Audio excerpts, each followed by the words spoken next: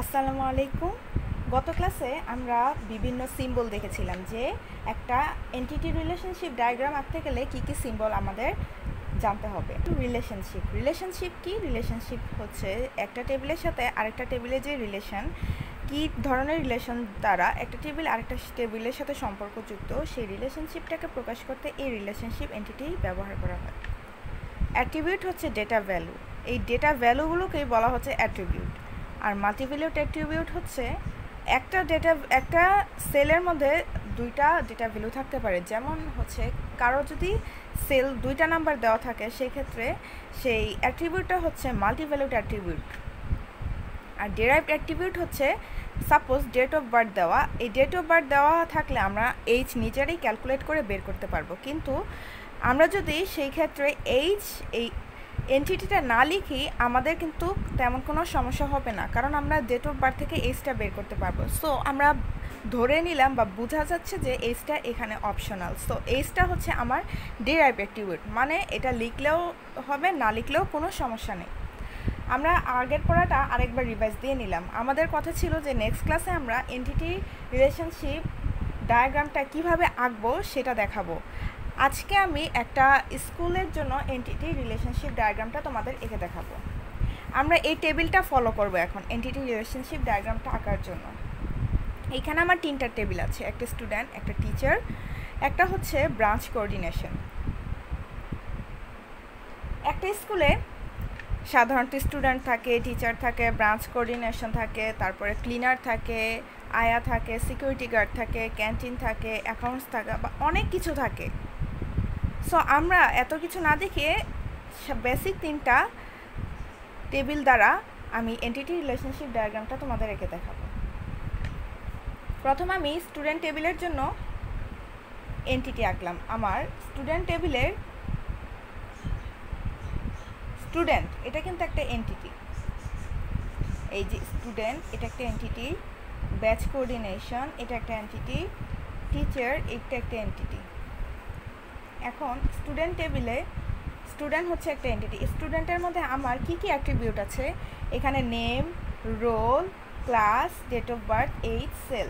So আমরা অ্যাট্রিবিউটগুলো আঁকি। অ্যাট্রিবিউটের সাইন কি? এই যে ওভাল শেপটা হচ্ছে অ্যাট্রিবিউট। আমার অ্যাট্রিবিউট আছে কি? Name, roll, class, date of birth, আর হচ্ছে সেল ছিল। আমরা বলেছিলাম যে সেল মানুষের দুইটাও হতে পারে, একটা স্টুডেন্টের দুইটা সেল নাম্বার থাকতে পারে। আমি ধরলাম যে এই সেলটা দুইটা সেল নাম্বার দেওয়া কোনো সবগুলো স্টুডেন্টেরই, সেই ক্ষেত্রে আমরা কি বলেছিলাম? সেক্ষেত্রে আমাদের সিম্বলটা হবে মাল্টিভ্যালুড অ্যাট্রিবিউট। সো তাহলে আমরা সেলটাকে এই সিম্বলের ভিতর রাখতে পারি। আমরা যেহেতু ডেট অফ বার্থ লিখেছি, বলেছিলাম যে ডেট অফ বার্থ দেওয়া থাকলে আমরা এইজটা নিজেরাই ক্যালকুলেট করে বের করতে পারবো। সেই ক্ষেত্রে এইজ এই অ্যাট্রিবিউটটা আমরা ডিরাইভ অ্যাট্রিবিউটের ভিতরে রাখি, কারণ এইজটা আমাদের এখানে অপশনাল। এটা গেল আমার স্টুডেন্ট টেবিল। এবার আমরা টিচার্স টেবিলটা আঁকি।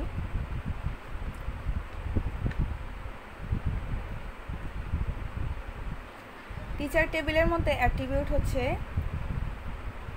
Name, subject, sell.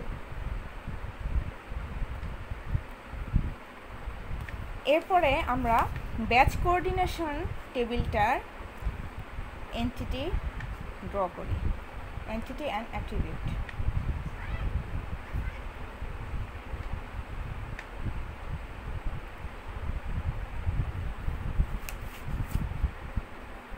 এখানে আমার কি কি ছিল অ্যাট্রিবিউটগুলো? Name, cell, batch, branch.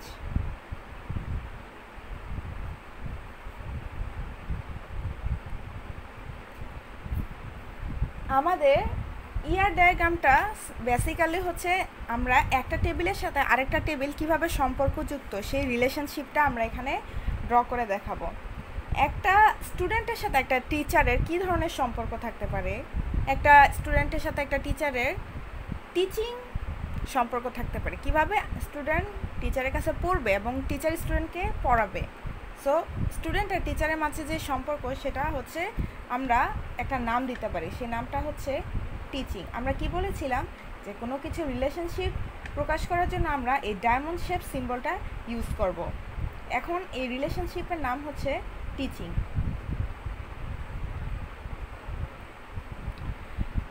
আবার কি হতে পারে, ব্যাচ কোঅর্ডিনেশনও কিন্তু স্টুডেন্টের সাথে অ্যাড থাকতে পারে, আবার টিচারের সাথেও অ্যাড থাকতে পারে। কিভাবে? যেমন ব্যাচ কোঅর্ডিনেশনের কাজটা হচ্ছে যে কোনো একটা ইনস্টিটিউটের কখন কার ক্লাস, তারপরে কখন ছুটি, বা বিভিন্ন পরীক্ষার ডেট জানানো, বিভিন্ন জিনিস এরকম জানানো। কাদের জানানো? স্টুডেন্টদের জানানো। কাদের থেকে পরামর্শ নিয়ে জানানো? টিচারদের থেকে পরামর্শ নিয়ে জানানো। সো এইখানে ব্যাচ কোঅর্ডিনেশনের সাথে স্টুডেন্ট এবং টিচারের কিন্তু একটা সম্পর্ক আছে। সো আমরা এই রিলেশনশিপ টিচিং, এখান থেকেও আমরা ব্যাচ কোঅর্ডিনেশন এন্টিটিতে রিলেশনশিপ করতে পারি।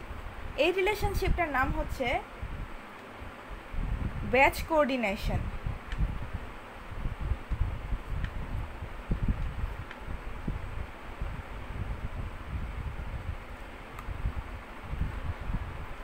এমনও তো হতে পারে যে একটা টেবিলের সাথে, একটা টেবিলের অ্যাট্রিবিউটের সাথে আরেকটা অ্যাট্রিবিউটের সম্পর্ক থাকতে পারে না? ধরো একটা স্টুডেন্ট আরেকটা স্টুডেন্টের ফ্রেন্ড হতে পারে। সেই ক্ষেত্রে কি স্টুডেন্ট নিজে একটা এন্টিটি, আরেকটা স্টুডেন্টও একই এন্টিটি। এই সম্পর্কটাকে ইজ এ ফ্রেন্ড নামে আমরা প্রকাশ করি।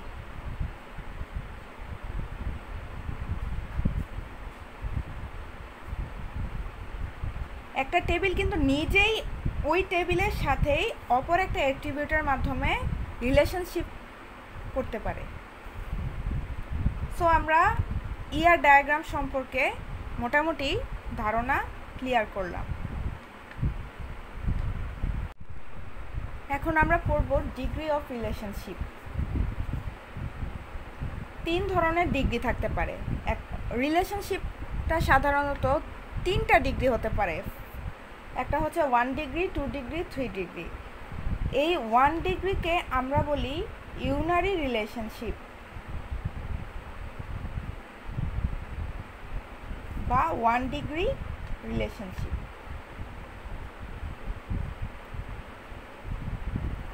আচ্ছা, এই ইউনারি রিলেশনশিপ যেটা, এটার কাজটা কি? এটার কাজ হচ্ছে যে একটা ডেটা টেবিলের, এই একটা ডেটা টেবিল, এই যে একটা এন্টিটি, এই এন্টিটির কি বিভিন্ন অ্যাট্রিবিউট আছে না? এই অ্যাট্রিবিউটগুলো কিন্তু ডেটা ভ্যালু। একটা টেবিলের রেকর্ড সেম টেবিলের অন্য আরেকটা রেকর্ডের সাথে কোনো রিলেশনশিপ দ্বারা অ্যাড থাকলে সেটাকে বলা হচ্ছে যে 1 ডিগ্রি রিলেশনশিপ বা ইউনারি রিলেশনশিপ। আমরা এখানে এর আগে দেখিয়েছিলাম যে স্টুডেন্ট টেবিলের একটা স্টুডেন্ট টেবিলের সাথেই কিন্তু ইজ এ ফ্রেন্ড রিলেশনশিপ দ্বারা একই টেবিলের মধ্যে রিলেশন হতে পারে, কারণ একটা স্টুডেন্ট কিন্তু আরেকটা স্টুডেন্টের সাথে ফ্রেন্ড হতে পারে। স্টুডেন্টের সাথেই একটা রিলেশনশিপ দ্বারা যুক্ত। এই যে একটা টেবিলের রেকর্ড সেম টেবিলের অন্য আরেকটা রেকর্ডের সাথে এই রিলেশনশিপটা দ্বারা যুক্ত, এই রিলেশনশিপটাকে 1 ডিগ্রি বা ইউনারি রিলেশনশিপ বলা হয়, কারণ একই টেবিলের অন্য আরেকটা রেকর্ডের সাথে একটা রিলেশনশিপ দ্বারা যুক্ত হয়। এটাকে 1 ডিগ্রি রিলেশনশিপ বলা হয়। তাহলে আমরা লিখি যে একটা ডেটা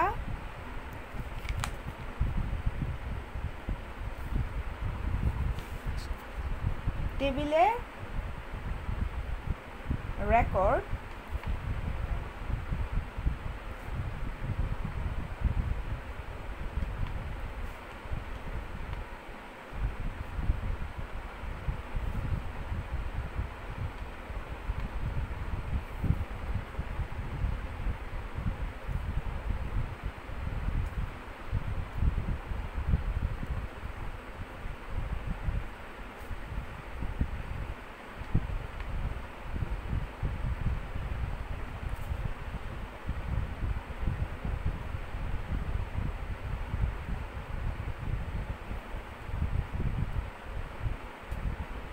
কোনো রিলেশনশিপ দ্বারা অ্যাড থাকলে সেটাই হচ্ছে ইউনারি রিলেশনশিপ। এরপরে আমরা আসি 2 নাম্বার, বাইনারি রিলেশনশিপ বা 2 ডিগ্রি রিলেশনশিপ।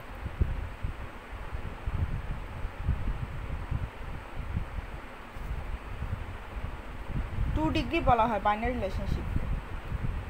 তাহলে আমরা যদি 1 ডিগ্রি বলি যে একটা টেবিলের একটা রেকর্ডের সাথে একই টেবিলের অন্য রেকর্ডের সাথে যে রিলেশনশিপ দ্বারা যুক্ত সেটা যদি 1 ডিগ্রি রিলেশনশিপ হয়, তাহলে আমরা চিন্তা কী করতে পারি 2 ডিগ্রি রিলেশনশিপটা আসলে কি হতে পারে। 2 ডিগ্রি রিলেশনশিপ হচ্ছে দুইটা ডেটা টেবিলের মধ্যে রিলেশন বোঝালে সেটাকে বলা হয় 2 ডিগ্রি রিলেশনশিপ। আমরা এখন এই ডায়াগ্রামটার মধ্যে খেয়াল করি, এই ডায়াগ্রামটার মধ্যে যে একটা স্টুডেন্ট এন্টিটি আর একটা টিচার এন্টিটি, দুইটা কিন্তু হচ্ছে দুইটা টেবিল।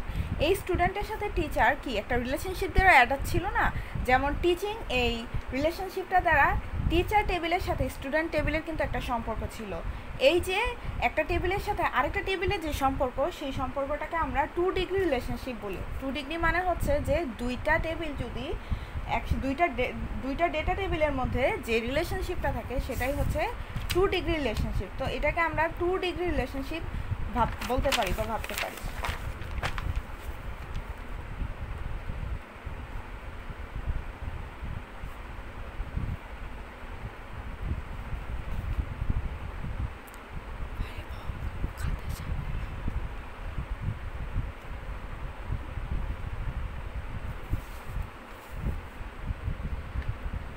কারো যদি বুঝতে সমস্যা হয় তাহলে তোমরা ভিডিওটাকে পজ করে বুঝতে পারো, অথবা আবার আগে থেকে টেনে দেখতে পারো, বা আমি যে লেখাগুলো লিখছি সেগুলো খাতায় একসাথে দেখার সাথে সাথেই তুলতে পারো।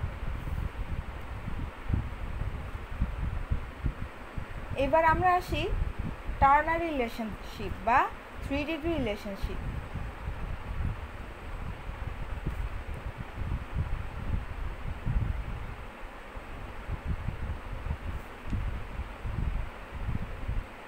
এটা কি এটা তো সিম্পল, সেটা হচ্ছে যে তিনটা ডেটা টেবিলের মধ্যে যে রিলেশনশিপটা সেটাকেই বলা হচ্ছে 3 ডিগ্রি রিলেশনশিপ।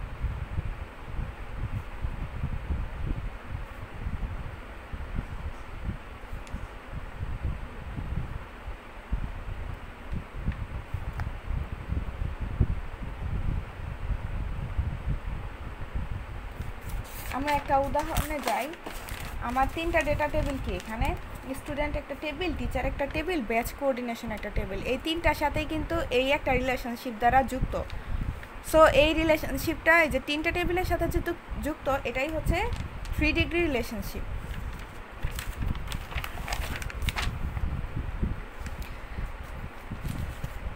এখন আমরা জানবো ক্লাসিফিকেশন অফ রিলেশনশিপ। রিলেশনশিপ কয় প্রকারের হয়, কয় টাইপের হয় রিলেশনশিপ। রিলেশনশিপ 3 টাইপের হয়ে থাকে। কি কি? 1 to 1,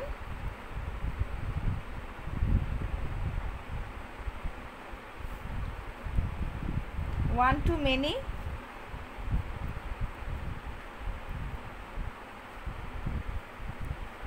many to 1. So many to 1, 1 to many, many to 1, আর 3 নাম্বারটা হচ্ছে many to many।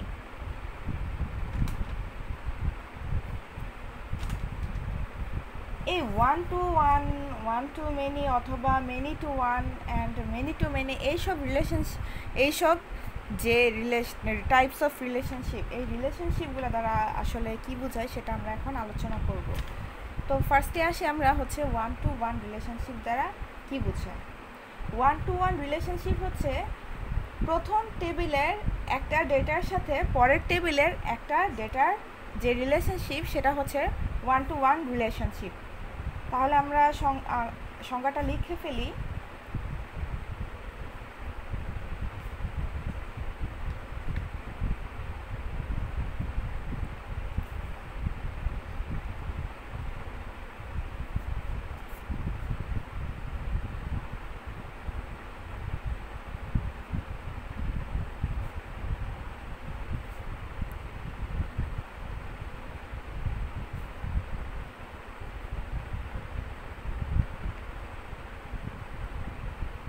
আমরা এখন 1 to 1টাকে একটা উদাহরণ দ্বারা বুঝি। আমি দুইটা টেবিল ড্র করি। একটা হচ্ছে স্টুডেন্ট টেবিল,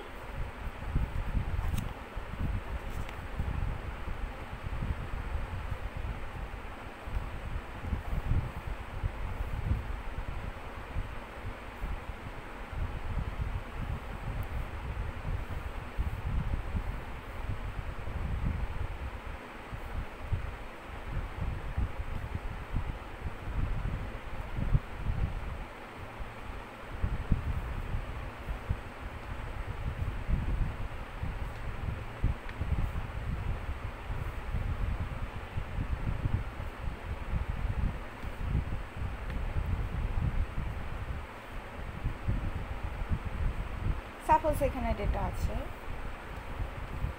আর এটা হচ্ছে রেজাল্ট টেবিল। ওরা পরীক্ষা দিয়েছে, এখন সেই পরীক্ষার রেজাল্টের জন্য আরেকটা টেবিল।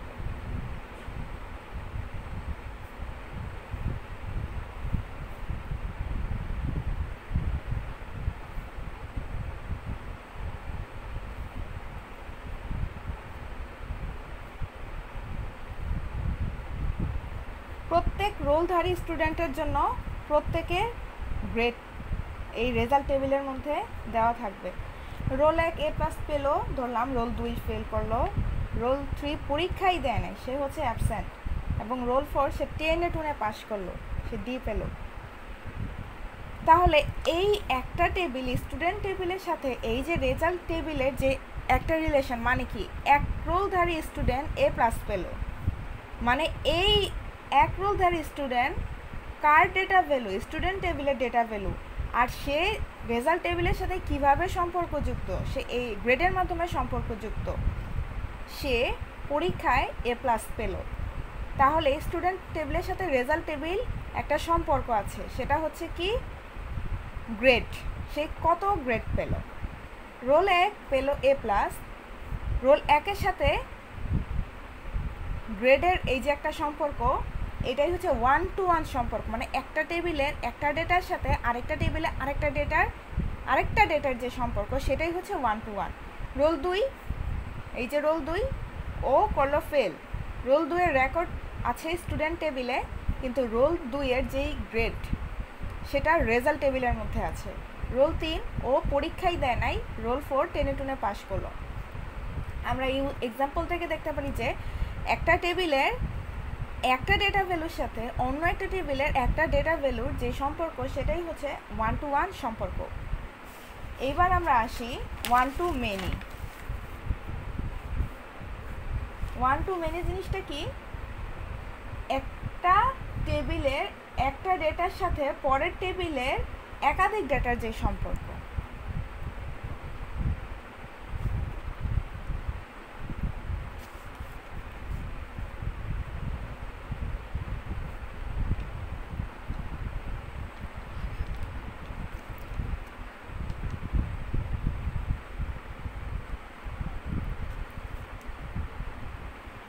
আমরা এখন একটা উদাহরণ দেখলে আমার 1 to many রিলেশনশিপটা ক্লিয়ার হয়ে যাবে। সো আমরা 1 to manyর জন্য একটা উদাহরণ দেখি। এটা ছিল 1 to 1।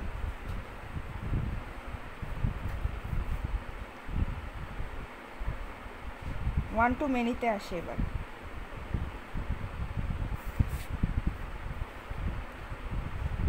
আমরা আগেই স্টুডেন্ট টেবিলটাই ড্র করলাম।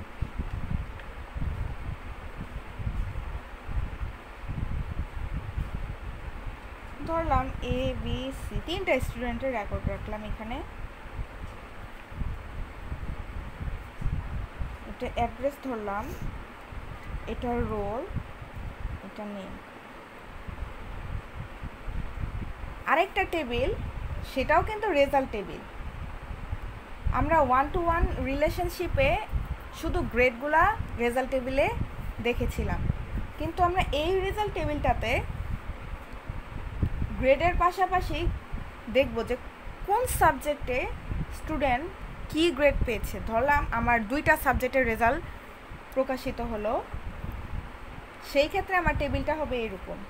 আমার রোল থাকবে, মানে কি প্রথম টেবিলের একটা অ্যাট্রিবিউটের সাথে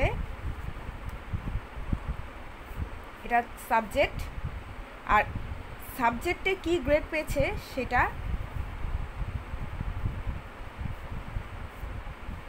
ধরলাম রোল 1 বাংলা সাবজেক্টে পেল এ, আবার রোল 1 ম্যাথে পেল এ প্লাস। এখানে আমরা কি দেখলাম, একটা টেবিলের একটা রোল 1 কিন্তু একটাই ডেটা ভ্যালু, তাই না? একজন স্টুডেন্টকেই বোঝানো হয়েছে।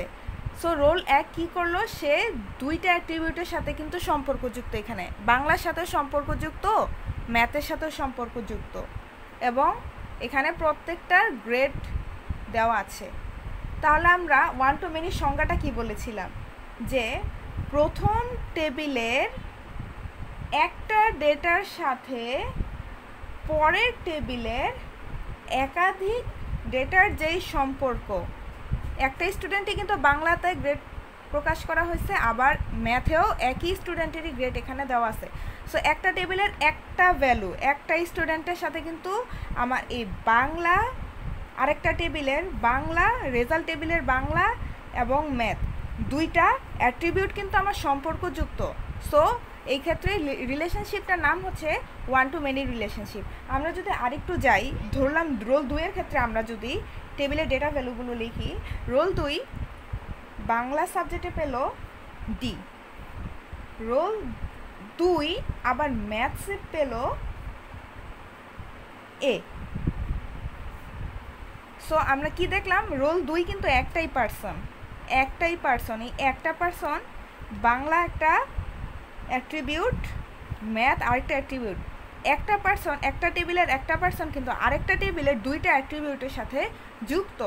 সো এই রিলেশনশিপটা হচ্ছে ওয়ান টু মেনি। সো আমার আর সম্ভবত উদাহরণ দেওয়ার দরকার হবে না, তোমরা সবাই বুঝতে পারবে। আমরা এবার আসি মেনি টু, আচ্ছা ওয়ান টু মেনি দেখালাম, এবার আমি একটু দেখাই যে মেনি টু ওয়ান রিলেশনশিপটা আসলে কি। এখানেও একটা বোঝার ব্যাপার আছে, আমরা এখানে দেখাই মেনি টু ওয়ান। এখানে মেনি মানে কি, আগে মেনি অনেকগুলা অ্যাট্রিবিউটের সাথে একটা টেবিলের একটা অ্যাট্রিবিউট অ্যাড থাকবে, মানে ওয়ান টু মেনির উল্টাই হচ্ছে মেনি টু ওয়ান। এটা উদাহরণের সাথে দেখাই, এখানে সাবজেক্ট ওয়াইজ রেজাল্ট, মানে এখানে যেরকম ছিল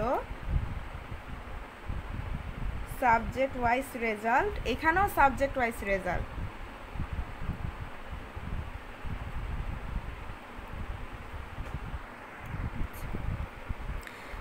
সো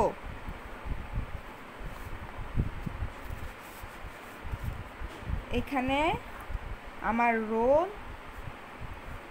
এখানে সাবজেক্ট, এখানে গ্রেড,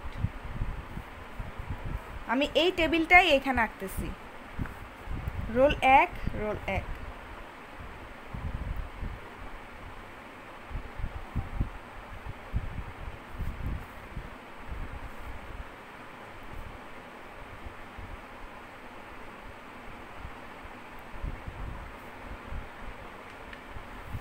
এবার কি টেবিল থাকবে, এবার হচ্ছে ফাইনাল রেজাল্ট। ধরলাম দুইটা টেবিল, একটা হচ্ছে সাবজেক্ট ওয়াইজ আর একটা হচ্ছে আমার ফাইনাল রেজাল্টের জন্য টেবিল থাকবে।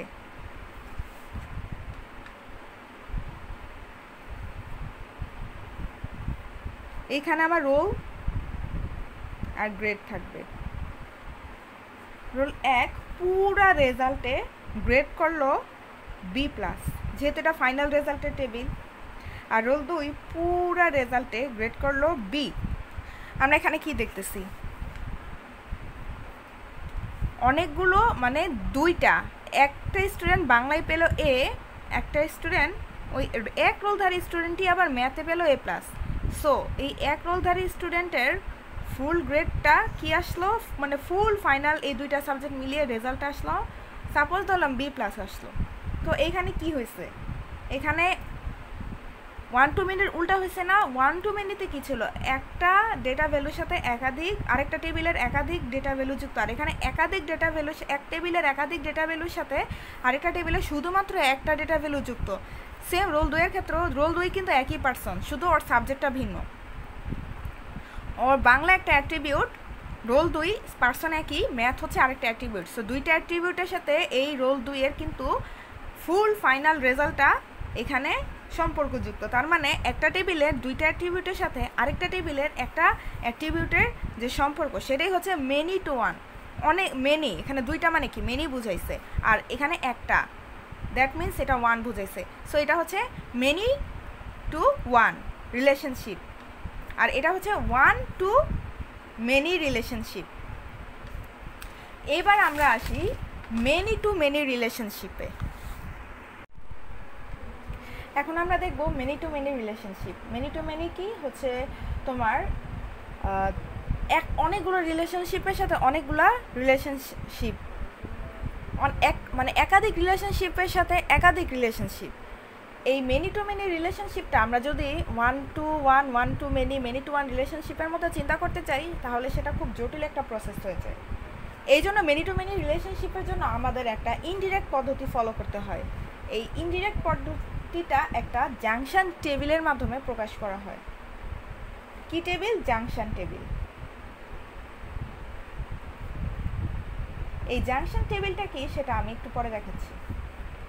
আমরা ধরলাম যে এখানে দুইটা টেবিল আছে। একটা হচ্ছে অথর টেবিল। অথর কারা? যারা হচ্ছে কোনো লেখালেখি করে বা বই লেখে, এদেরকে বলা হয় অথর। ধরলাম অথর টেবিল, এখানে অথর আইডি, নেম আর ইমেল দেওয়া। অথরের আইডি 445 ধারী আইডি মিস্টার এ, তার ইমেল এটা।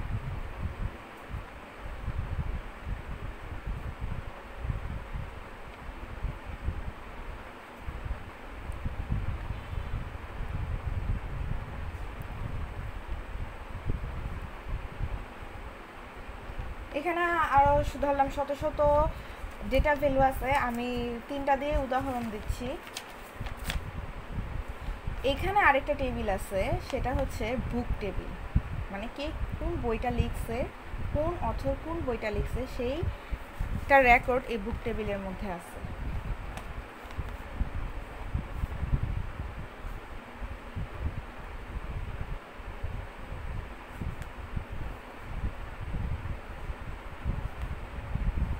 পাবলিশ ডেট, অথর আইডি মানে কারা লিখছে তাদের আইডি,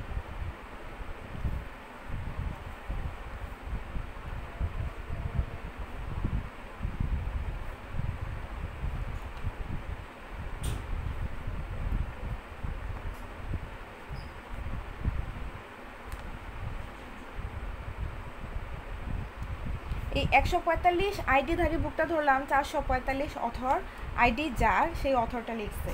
146 আইডিধারী 146 আইডি বুকটা 446 আইডিধারী অথর লিখলো। 147 আইডি নাম্বার বুকটা 447 আইডিধারী অথর লিখলো। এখন আমরা তো জানি যে একটা বই সাধারণত একজনও লিখে, আবার 2 জনও লিখে, আবার 3 জনও লিখে। এইখানে যে আমি দেখাইলাম যে 145, 46, 147 3টা বইয়ের আইডি 3 জন লিখছে ইন্ডিভিজুয়ালি, কিন্তু একটা টেবিলে তো এরকমও হইতে পারে যে 145 যে বইয়ের আইডি, সে বইটা 445 যে অথর মানে রাইটারের আইডি সে লিখছে। আচ্ছা, এমনও তো হইতে পারে যে 145 নাম্বার বইটা 145 নাম্বার বইটা আরেকজন লিখছে, সেটা তার আইডি হচ্ছে 446। এই 100 ধরলাম, এই 145 নাম্বার এই সেম এই বইটাই কে লিখছে? আরেকজন লিখছে, মানে কি 2 জন মিলে লিখছে এই 145 নাম্বার বই। কে কে? 445 আইডিধারী অথর লিখছে, 446 আইডিধারী অথর লিখছে 145 নাম্বার বুকটা। এটা সাপোজ ধরে নিলাম এই একই বুক আমার 2 জন লিখছে। একটা বই যদি 2 জন লিখে, কিন্তু বইয়ের টাইটেল তো সেম থাকবে, তাই না? এই যে টেবিলে আমার সেকেন্ড পার 145 যে আবার রিপিট হলো 145, আমি 146 বাদ দিলাম, এখন 145ই ধরলাম কারণ 2 জন বইটা লিখছে। সেই ক্ষেত্রে 145 কে লিখছে 445 আইডিধারী লেখক লিখছে। আবার এই বই কিন্তু আরেকজন লিখছে, সে হচ্ছে আবার অন্যজন লেখক, তার আইডি হচ্ছে 446। এইখানে আমার টাইটেল আর পাবলিশ ডেট কিন্তু সেম থাকবে। একই বইয়ের জন্য যেহেতু দুইটা রাইটার, সেই ক্ষেত্রে বইয়ের টাইটেল আর পাবলিশ ডেট কি আলাদা হবে? না, আলাদা হবে না। রাইটার দুইজন হতেই পারে, কিন্তু বইয়ের টাইটেল বা বইয়ের আইডি বা বইয়ের পাবলিশ ডেট এই তিনটা রেকর্ডই কিন্তু সেম থাকবে। এখন আমি চিন্তা করি যে 147 বুক যেইটা মানে আইডিওয়ালা বুক যেটা, সেটা 447 লিখছে।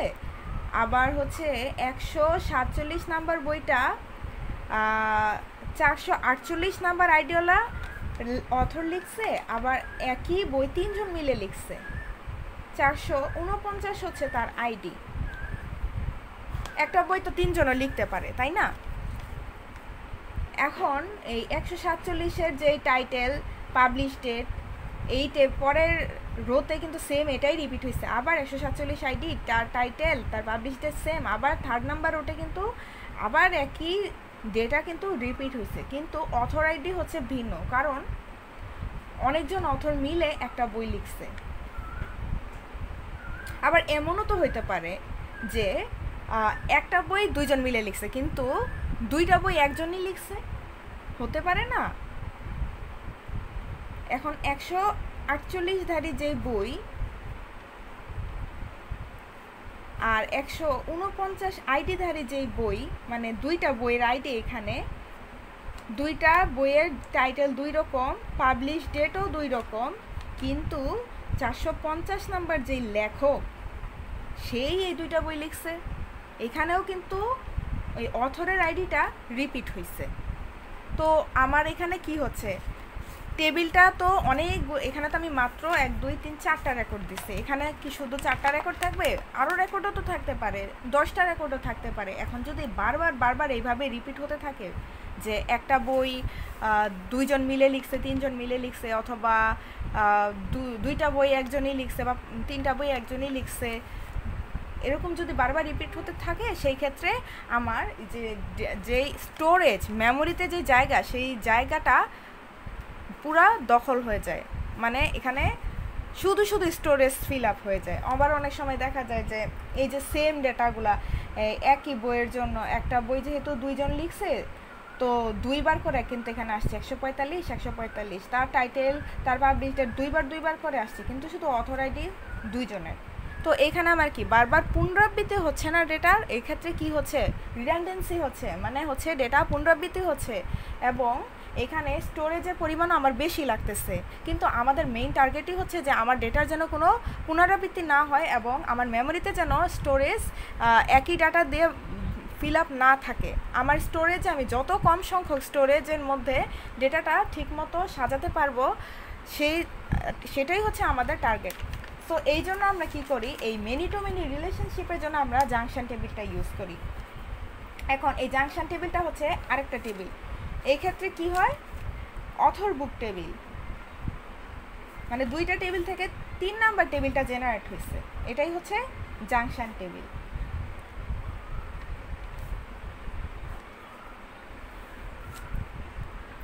এখানে আমার বুক আইডি, এখানে অথর আইডি। আমরা বলছিলাম যে 145 কি একই বই দুইজন লিখছে, তো ধরলাম বুক আইডি 145, আবার বুক আইডি হচ্ছে 145, 445 যেই লেখকের আইডি সে লিখছে এটা, আবার 446 যে লেখকের আইডি সেও কিন্তু এই 145 নাম্বার বই লিখছে। আবার আমরা কি দেখছিলাম, 147 তিনজন মিলে লিখছে। সো আসে এখন 147 নাম্বার বই কে লিখছে, 447 লিখছে। 147 নাম্বার বই 448 আইডিওয়ালা লোক লিখছে।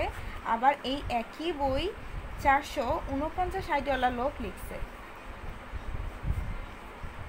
এরপর আমরা কি বলছিলাম, একজন আবার দুইটা বই লিখছে, তাই না? এই যে 148 নাম্বার বই 450 আইডিওয়ালা লোক লিখছে, আবার 149 নাম্বার বই 450 ওয়ালা লোকই লিখছে, আইডিওয়ালা লোকই লিখছে।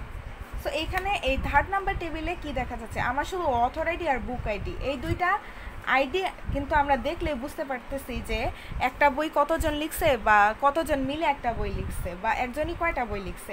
এখানে আমার কি হচ্ছে না, এখানে আমার ডেটা কিন্তু পুনরাবৃত্তি হচ্ছে না, বারবার ডেটা রিডান্ডেন্সি হচ্ছে না। যেমন এই টেবিলে আমার কিন্তু টাইটেল দিতে হচ্ছে না, পাবলিশ ডেট দিতে হচ্ছে না, তারপরে হচ্ছে আমার এখানে অথর নেম দিতে হচ্ছে না, অথরের ইমেল দিতে হচ্ছে না।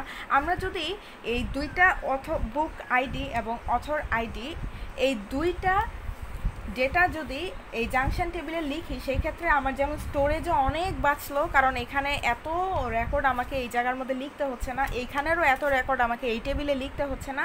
সেই রকম আমার এই যে বারবার একই ধরনের টাইটেল, একই ধরনের পাবলিশ ডেট, এই ডেটা রিডান্ডেন্সি বা পুনরাবৃত্তিটাও কিন্তু অনেক কমে যাচ্ছে।